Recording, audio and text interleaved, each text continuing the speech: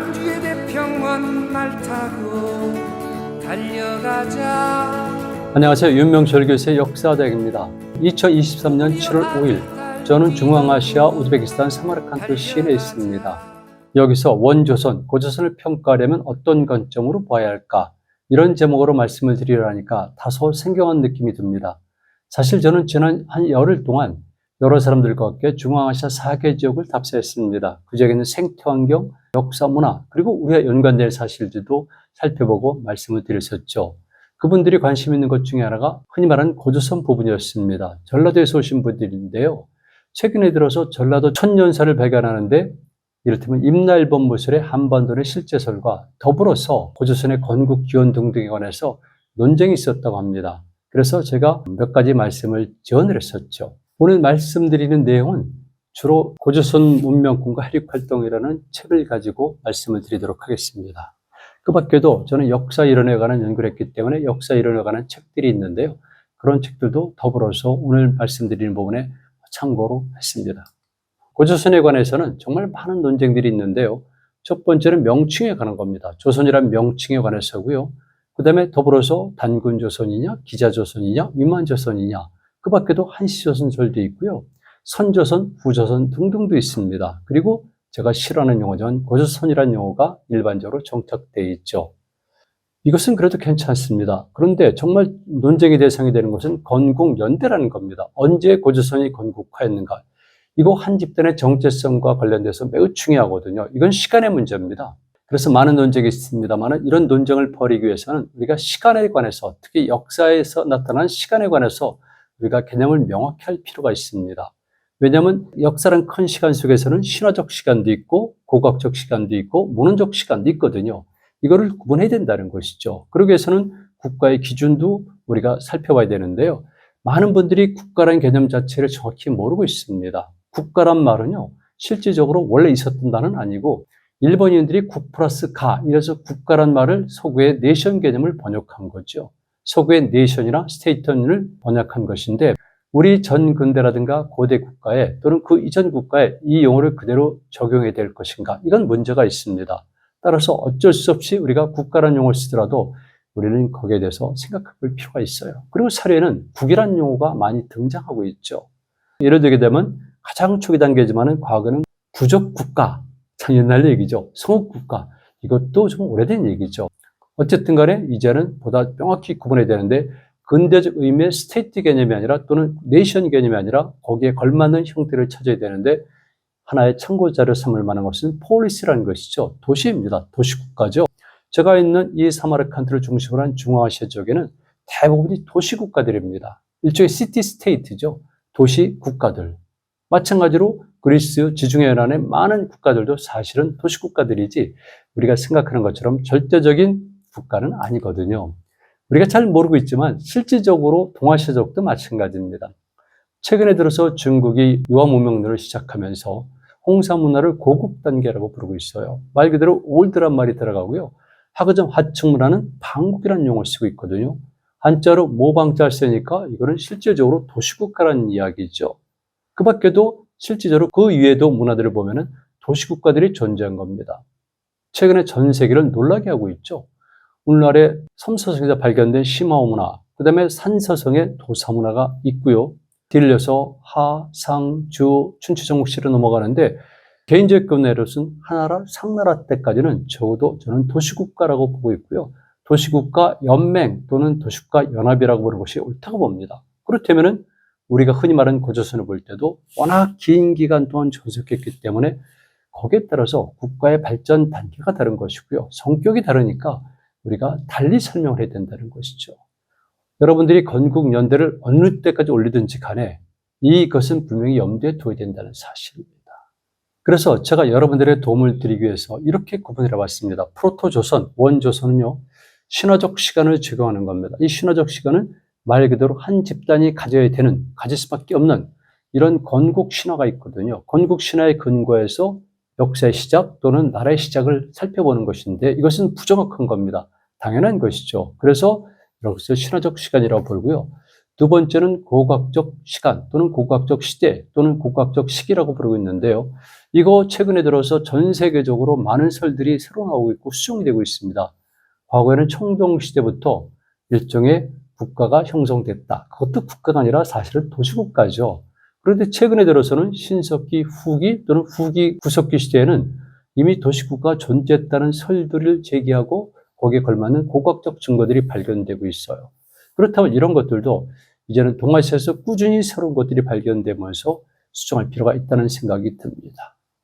그리고 두 번째는 청동기 시대인데요. 일반적입니다. 그런데 우리 꼭 주의해야 돼요.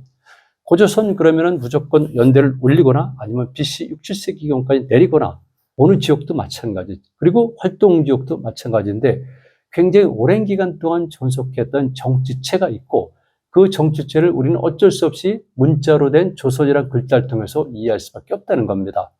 따라서 조선이라는 정치체를 분석할 때 이해할 때는 이렇게 큰 시간의 흐름을 전제하자면 곤란하다는 것이죠. 지역도 마찬가지입니다. 예를 들게 되면은 만주 일대입니다.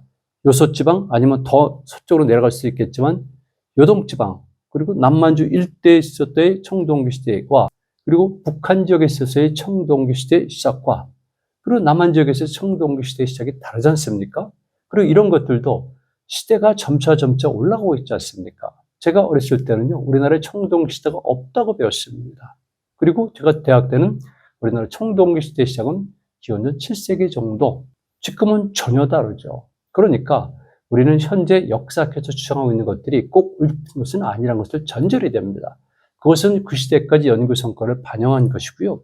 반영할 때도 자기들의 이론을 가지고 정했다는 겁니다. 이런 한계를 학자들도 인식하고 그리고 받아들인 일반인들도 그걸 인식해야 된다는 것이죠. 마찬가지로 흔히 말하는 지민 또는 제야에서 어떤 주장을 할 때도 반드시 이런 것들을 염두에 두고 발언하지 않으면 그거는 그냥 선언에 불과해요. 과학이 중요하고 학문이 중요합니다. 자, 그리고 최초의 중심지와 최초 국가를 구분해 있죠.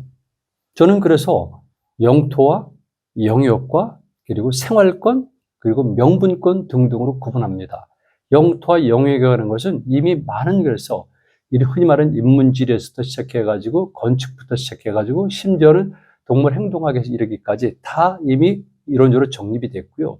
심지어는 우리가 생각하는 뇌라든가 천체라든가 물리학이라든가 이런 식의 공간 개념도 도입해서 얼마든지 이론이 가능한 겁니다. 더 보완한다는 것이죠. 그 밖에도 제가 지정학에서 또 일부 이론이 필요한 거지만 생활권 개념도 저는 필요하고요. 명분이 중요하다는 겁니다. 왜 그러냐면 이 명분권에 관한 인식을 하지 않으면은 특히 우리나라 학자들에게는 정말 치명적 실수를 범하기가 좋죠. 왜냐하면 중국이 이거를 영토로 삼는 거거든요. 명분으로 하나의 질서로 설정해 놓은 관계를 그들은 후대에 들어서 실제로 자기의 실제 지배한 영토, 영역으로 주장하거든요. 이런 것들은 이미 과거에도 지적이 되었고요. 특히 중국과 소련 간의 영토 분쟁이 일어났을 때 소련의 역사학자들이 굉장히 여기에 대해서 신랄하게 비판을 가합니다. 중국의 이런 태도에 관해서 지도를 통한 역사의 조작 이런 용어까지 있거든요. 그래서 우리 역사학계는 이런 중국이 전 명분으로 입각한 서류 기록이라든가 지도라든가 기타 등등의 해석을 그대로 수용해서는 안 된다는 것이죠. 이론을 알아야 됩니다. 자, 세 번째가 문헌적 시대 또는 문헌적 시기라고 보는데요. 주로 사례에 근거한 것입니다. 사례 외에도 여러 가지가 있을 수 있어요. 암각화도 있고 아니면 문양도 있을 수가 있고 등등이 있지만 기본적으로 문헌적 시기고요. 문제가 되고 있는 것이 관자에 나와 있는 조선이라는 기록 때문에 그래요. 이 기록을 갖고 물론 일부에서는 이 관자 내용마저도 후대에 조작됐을 가능성이 있다고 더 비판적으로 보는 사람도 있지만 많은 사람들이 관자의 기록을 토대로 해서 조선의 건국연대를 주장하는데 이거 적합하지 않습니다. 이거는 분명히 말씀드리지만 문헌적 시대 구분에 불과한 것이죠. 그리고 당시 중국의 그 전이나 그 이후의 중국의 사료를 보게 되면 얼마나 많은 이름들이 나옵니까? 제가 잠깐만 거론하더라도요. 산용이라든가 동호라든가 숙신, 구려, 발, 예맥선 등등 많이 등장하고요. 그 밖에도 많이 등장합니다. 이런 것들을 흔히 말하는 국가 또는 국의 명칭으로 볼까? 종족의 명칭으로 볼까? 이거 어렵습니다만 기본적으로 강력한 적어도 중국 세력에 대응할 만한 정치를 가진 집단들이기 때문에 넓은 의미에서는 저는 국이라고 봐도 좋습니다. 그래서 이런 것들도 우리는 염두에 둬야 되는 것이죠. 그렇다면 관자에 기록된 조선이라는 것은 그 이전부터 정적 실체로서 있었을 가능성이 크고요. 그리고 우리가 후대 중국학자들이 현재는 도시국가라는 명칭으로 해석하기를 좋아하지만 고죽국을 비롯해서 얼마나 많은 나라들이 있었습니까? 이거 다 도시국가라고 저는 이론을 발표한 적이 있습니다. 자, 이것 꼭 명심해야 됩니다. 그리고 두 번째는요, 이제 역사적 시간으로 돌아가는데요. 저는 그래서 역사적 시기란 말을 들어서 이를테면은 앞에까지를 들었고요. 비로소 이제는 역사 시대에 들어서 우리가 구체적으로 정말 정적 실체가 있었다. 조선이라는 나라가 실체가 있었다. 이렇게 주장하는 것을 최소한도 저는 BC 16세기 정도로 보고 있어요. 물론 더 올라갈 가능성이 있습니다. 그러나 현재로서는 제가 이 정도로 무난하게 설정을 하는 이유가 있고요. 그것은 제가 쓴 이 책에 보게 되면 설명을 하고 있습니다. 그래서 2기도 전기와 후기로 나눠서 서기전 16세기부터 서기전 12세기까지를 보고요. 다시 후기는 그 시기부터 서기전 6세기까지를 보는 겁니다. 여기를 저는 고조선이란 정치적 실체 제2기를 보고 3기를 가면서 우리가 알고 있는 조선이 비로소 사례에 등장하게 되는 것이죠. 그리고 흔히 말하는 고고학적 유물 중에서도 강상무덤, 뒤를 연 누상무덤, 또 뒤를 연 장물상 무덤 등등의 흔히 말하는 요동지방에 있었던 고조선의 전형적인 무덤들이 발굴이 되고 거기에서는 비파형 동공을 비롯한 고조선계의 전형적 유물도 발견이 되는 겁니다. 물론 그 이전부터도 그런 것들은 발견이 됐지만 그래서 3기의 전기는 서기전 6세기부터 서기전 2세기 말까지를 보고요. 그리고 후기는 서기전 2세기 말, 즉 유만조선이 성립하고 그리고 발전하고 멸망해가는 과정, 그리고 조선이 멸망한 후에 그 빈공 상태에서 다시 지역을 중심으로 해서 수국들이 형성되는 시기까지를 고조선 3기를 본 겁니다. 그래서 정치 세력이 비로소 왕성은 행복했지만 그 자녀 세력들이 자녀 활동을 할 시기까지도 저는 염두에 두는 것이죠. 이렇게 보는 겁니다. 만약에 여러분들이 고조선의 건국 시기에 대해서 논쟁을 벌인다 그랬을 때는 반드시 제가 말씀드린 이런 것을 염두에 둬야 됩니다. 시기에 따라서 달리 봐야 된다는 것이죠. 어떤 형태에 있는 것이 바로 조선인가. 그래서 경우에는 제가 말씀드린 대로 몇 가지 단계를 나눌 수가 있는 거죠. 다만 제가 보기에 현재 역사께서는 BC 6세기경서를 주장하니까 아마 관자의 기록을 근거로 하는데요. 이런 것들은 여러분 극히 부분의 일부에 불과한 문헌적 사례라는 것을 꼭 말씀을 드립니다. 역사의 활동은 문헌에 기록된 것이 아니라 고고학적으로도 있고 민속에 해당한 것도 있고 그리고 그 밖에도 많은 것의 총체이기 때문에 우리가 능력이 부족하기 때문에 그런 것들을 종합적으로 분석하지 못할 뿐이지 능력이 있다면 그 모든 요소를 분석해서 건국 기원부터 시작해서 그다음에 그 당시의 모든 역사상을 규명할 수 있는 것이죠. 지금이 어느 시대입니까? 다음 주제로 넘어갑니다. 주민의 문제인데요. 굉장히 어렵습니다. 간단합니다. 저는 조선이라는 나라가 우리 민족 국가의 시온이라고 본다면 당연히 우리를 전제로 해야 되거든요. 그 우리란 것은 현재 우리를 얘기합니다. 현재 한민족.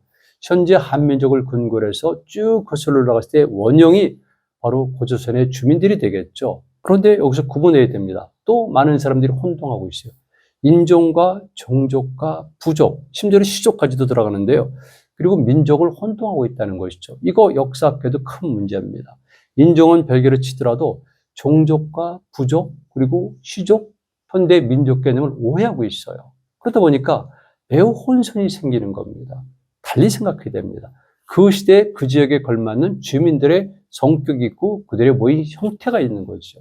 거기에 따라서 우리가 해석해 들어가는데 그걸 못하고 있는 거예요. 그리고 얼마나 긴 기간이겠습니까? 조선이라는 나라가 최소한도 강단 역사계의 예를 들면 BC 6세기부터이고 그 다음에 또 고고학적 시간에 따르게 되면 BC 15세기 아니면 BC 23세기까지 올라갈 수도 있고 뭐 이런 상황 속에서 쉽게 주장할 수 있는 것은 아니죠. 저는 그래서 이렇게 현재 한민족을 기준으로 해서 중액종족과 반계종족으로 구분을 했습니다. 흔히 말해서 고조선, 원조선의 발전기라고 또는 전성기라고 또는 그 근거니까 확실히 성립됐던 BC 6, 7세기를 전후로 하더라도 이렇게 구분하는 것이죠. 중액종족과 반계종족으로. 그래서 중액은 말 그대로 우리가 흔히 말하는 BC 11세기경부터 이름이 등장하는 동일, 그리고 예맥, 한, 부여, 구려 이런 이름들이 있는데요. 이들이 저는 중액종족이라고 봅니다. 그리고 후기에 가게 되면 거기에 더불어서 한이라고 하는 적어도 남쪽에 있었던 한, 그 밖에 옥조, 통해 이들도 중액종족의 범죄에 들어가고요. 근데 반개 종족을 설정했습니다. 그 언젠가에는 우리랑 같이 있었지만은 특별한 사정에 의해서 또는 생태 환경에 따라서 거주 환경에 따라서 점차 멀어진 사람들, 멀어진 종족들, 이들을 반개 종족이라고 부르는 것이죠. 예를 들게 되면 흔히 말해서 선비계통 또는 우한계통, 그리고 우한에서 갈라져는 거란족이라든가, 그리고 퉁구스계 일부들도 저는 당연히 우리의 반개 종족이라고 봅니다. 중액종족과 반개 종족을 나누는 기준은 무엇인가? 이런 질문을 할 수가 있고요. 여러분들 당연히 하셔야 됩니다. 분명한 것은 어떤 명칭을 쓰더라도 이걸 구분해야 된다는 것이죠. 이런 것들은 우리가 아니라 북방유목민족들 전체 또는 중국도 마찬가지고 중앙아시아도 마찬가지고 유럽도 마찬가지고 이런 기준이 다 적용이 되는 겁니다. 어떻게 하나의 종족이 항상 전체를 차지하고 있겠습니까? 그리고 한 종족이 언제나 고정불변한 건 아니잖아요. 계속해서 브랜치로 갈라지면서 다른 이름을 갖게 되고 다른 생태환경 속에서 생체적 특성도 변형이 되고 또 다른 집단과 부분 또는 전자가 혼혈되다 보니까 달라지게 되는 것이죠. 이런 것들을 염두에 둬야 됩니다. 이런 것들을 무시한 상태에서 조선의 성리학자들의 그런 기준을 지금까지도 수용하면서 딱 부러지게 해서 그들은 오랑캐, 그들은 우리와 무관해. 그래서 우리의 역사활동 영역을 스스로 버릴 이유는 하나도 없지 않습니까? 지금이 아니라 그 시대로 올라가 보세요. 그렇다면 그들은 우리와 깊은 연관이 있었고요. 그리고 깊은 연관이 있었다는 것은 흔히 말하는 그 당시 고조선의 정치체제 아니면 백번양보에서 생활권이란 명분권에 들어가는 거예요. 이렇게 과학적으로 접근해 들어가 주세요. 자, 영토와 수도권의 문제도 똑같습니다. 시에 따라서 변천하거든요. 왜냐하면 세월이 흘러갑니다. 생태환경이 변하게 돼요. 자연스럽게. 뿐만이 아니라 정책 환경도 변하잖아요.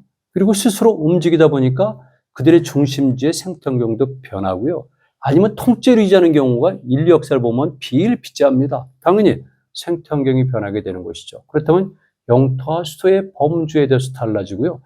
기본적으로 영토의 성격도 달라지는 겁니다. 우리 영토를 다시 봐야 돼요. 예를 들면 직접 통치하는 것과 간접 통치하는 것과 영향권 이런 식으로 저는 구분하고 있는데요. 제가 1995년도에 북만주 지역에서 말을 타고 고구려 수도권인 국내선까지 내려온 적이 있습니다. 직접 말을 타면서 이 생각을 하고 그때부터 이론을 전개했는데 이를테면은 직접 관리가 가능한 직접 통치 구역이 있고요. 그것이 불가능한 간접 통치 구역이 있고 그리고 그것마저 불가능한 영향권이라는 것이 있다는 겁니다. 근대 이후에 많은 지역에서는 대부분 중앙 집권적인 직접 통치가 가능하죠. 우리도 통일신라 이후에는 그것이 가능합니다. 그러나 제가 보기에는 고대도 그것이 좀 어려웠고요. 특히나 우리가 논쟁의 대상으로 삼고 있는 고조선 시대에는 이건 거의 불가능한 겁니다. 더군다나 우리가 만약에 중심지를 빼놓고 나머지 지역을 염두에 둔다면 거기는 생태환경으로 볼 때 주민도 많지 않을 뿐만 아니라 절대 직접 통치가 불가능하기 때문에 간접 통치라든가 또 영향권으로 구분하는 것이 옳고요. 그렇다면 학자들은 이렇게 간접 통치를 우리의 고조선의 영토로 볼 것인가 아닌가 이거 생각해야 되는 겁니다. 제가 일반인들은 얘기하지 않겠는데 역사학자들에게 제가 물어보고 싶은 것이 있어요. 어떤 기준을 가지고 고조선의 영토를 얘기하는 것인가 생각해 봐야 됩니다. 그리고 권력 구조도 마찬가지인데 중앙과 지방의 구분이 다르다 보니까 지방의 대폭 독립적인 또는 자치적 성격을 띤 권한을 부여하고 거기에 따라서 용어와 명칭도 달라지다 보니까 최근에 들어서 논쟁이 벌어지고 있죠. 그리고 저는 개인적으로 우리가 정말 우리 역사에 대한 자긍심을 갖고 우리의 정체성을 알고 싶다. 그리고 어떠면 신비화되어 있고 추상화되어 있고 아직까지도 강단 역사학자들과 그 밖의 사람들과의 논쟁이 벌어지고 있는 그 실체 그러려면은 정적인 것 이를테면 거기에 건국 연도가 언제인가 그리고 거기에 최고 지배자의 명칭은 무엇인가 관리 제도는 무엇인가 이런 것도 중요하지만 그들이 어떻게 살았는가 그들이 산 생태환경은 무엇인가 이걸 알아야 돼요. 그러니까 구체적으로 그들이 살아가는 방식이니까 기술력이라든가 산업이라든가 문화라든가 신앙이라든가 이런 것들을 같이 알아야 된다는 것이죠. 그래야지 그것이 우리 역사의 한 부분으로 다가오고 그것이 현재는 물론이고 미래를 지향하는 하나의 큰 토대가 되는 것인데 관념적으로만 접근해 들어가면 그건 단순한 지식을 위한 감정을 위한 역사 공부지 진정한 역사 공부라 생각하지는 않습니다. 저는 이렇게 해서 아주 간단하게 고조선, 즉 원조선을 평가하는 또는 공부하는 방식에 관해서 말씀을 드렸습니다. 편견과 통념을 탈피해야 돼요. 그리고 과학적 태도로 접근해 들어간답니다. 지금은 과학이 매우 발달했습니다. 역사학에서 주장하는 과학적이라는 것은 이미 100년 전에 있었던 이야기들이고요. 그 이후에도 얼마나 과학이 발전했는지 모르겠어요.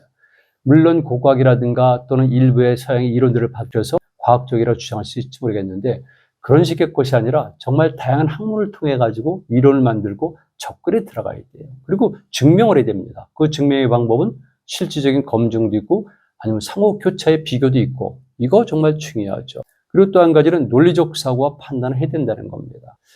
어떤 사건을 규명하거나 해석하려면 두 가지 방식을 동시에 활용을 해야 돼요. 일단 여적적 방법도 필요하고요. 거시적인 해석의 틀을 반드시 가져야 됩니다. 그런가 하면 동시에 귀납적 방법도 활용을 해야죠. 이렇게 연역과 귀납을 동시에 활용하고 상호 비교하고 교차 검증할 필요가 있습니다. 여러 가지 다양한 사건들이 그 시대 또는 각각 다른 시대에 이렇게 편재해 있는데 그것을 해석하는 기준이 다르면 곤란하지 않습니까? 그리고 하나의 사건을 놓고 볼 때 각각 입장들이 달라요. 그랬을 경우에 서로 만나서 서로가 대화를 하고 토론하고 그리고 교차 검증을 해야 됩니다. 특히 일부 사람들은 어떤 특정한 사례의 특정한 부분만을 확대 해석해서 무조건 주장을 하는데 그건 학문이 아니죠. 그건 프로파간다예요. 일종의 선언이고 선동이죠. 그래서 한 사건이 있으면 그 사건을 다양한 기록들도 있고 그 사건을 평한 다양한 증표들도 있고 그 사건에서 다양한 이론들도 있습니다. 이런 것들을 종합적으로 고려해서 전반적으로 접근에 들어가야지 비로소 사건의 실체에 어느 정도 접근할 수가 있다는 거죠. 정말 해도 끝이 없는 것이 과거의 사실을 정확하게 규명하고 그 사건의 진실이 무엇인가를 아는 일이거든요. 정말 어렵습니다. 그래서 여러분들은 비역사학 분야란 말을 썼는데요. 제가 학자간의 연구란 말들이 유행하고 있는데 그 말 자체를 싫어합니다. 왜 그러냐면은 그것 또한 서양에서 유행하니까 받아들였고 실제적으로 학자간의 연구가 잘 이루어지질 않고 있어요. 그리고 학자간의 연구의 그 본질을 제가 보기에는 잘 파악하고 있지 못해요. 그래서 일단 역사 외에 다른 분야의 학문들을 정식으로 학습하고 그리고 연구하고 거기에 적용할 필요가 있다는 것이죠. 정식으로 공부를 해야 돼요. 그냥 단순하게 상식을 가지고 적용하면은 그건 안 되는 거죠. 학자들은 그래서는 안 되는 것이죠. 그래서 저는 학자 간의 연구 그리고 협업 체제가 반드시 필요하다고 봅니다.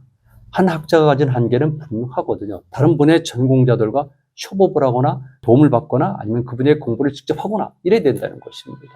그리고 우리 용어를 정확하게 사용할 필요가 있는데 특히 한국 역사학에서는 모든 사람들이 문제가 이겁니다. 용어를 정확하게 사용하지 못하고 있어요. 용어의 개념을 불분명하게 세우고 있습니다. 용어란 것은 시대에 따라서 상황에 따라서 사용 주체에 따라서 개념이 달라지거든요. 인간이라는 용어도 마찬가지 아니겠습니까?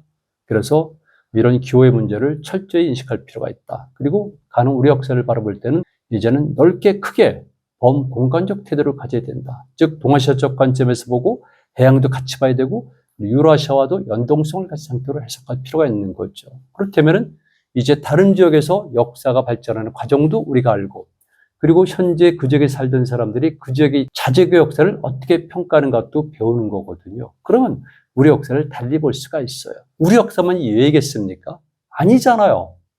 시대적 어떤 공통성이 있고 또 우리의 생태환경과 유사한 생태환경적이 많으니까 우리는 반드시 그들과의 연동성을 그들을 통해서 우리 걸 해석할 수가 있고요. 또 한 가지 더불어 말씀드리면 우리와 중앙아시아족을 비롯한 유라시아 일부 지역과는 상당히 역사적 연관이 깊다는 겁니다. 예를 들게 되면 고조선이 건국하고 성장하고 발전하고 마지막에 붕괴되는 과정도 우리만의 문제가 아니라 좁게는 동아시아족, 넓게는 바로 유라시아의 초원유목지역과 직결되어 있다는 것을 마지막으로 말씀을 드리겠습니다. 이제 우리 역사를 좀 더 넓고 크고 그리고 정확하게 그리고 과학적으로 논리적으로 해석하기를 바랍니다. 5마리 용이 끄는 황금마차 타고 내려온 햇모스의 피가 흐르는 하늘의 아들